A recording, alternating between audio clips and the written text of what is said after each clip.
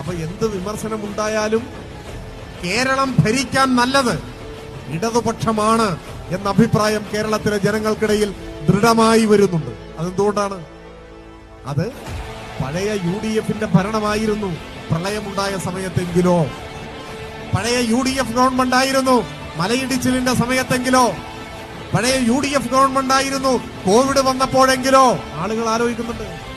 തമ്മിൽ തല്ലും ചേരിപ്പോരും തൊഴുത്തിൽ കുത്തും കാലുവാരലും അഴിമതിയും അട്ടിമറിയും തട്ടിപ്പുമായി നടക്കുന്ന ഒരു കൊള്ള സംഘത്തിന്റെ കയ്യിലാണ് കേരളത്തിന്റെ ഭരണമെങ്കിൽ ഈ നാട് തകർന്ന് ചിന്ന ഭിന്നമായി പോകുമായിരുന്നില്ല. അവിടെയാണ് പിണറായി സർക്കാരിന്റെ പ്രത്യേകത. യോദ്ധാക്കളെ പോലെ പ്രവർത്തിക്കുന്ന മന്ത്രിമാർ, ഭരണയന്ത്രം, ആജ്ഞാശക്തിയുള്ള മുഖ്യമന്ത്രി, അസാധ്യമായതിനെ സാധ്യമാക്കുന്ന രാഷ്ട്രീയ തന്ത്രം. ആ ഇച്ഛാശക്തിയുടെ മുൻപിലാണ് കേരളം ധീരമായി മുൻപോട്ട് പോകുന്നത്.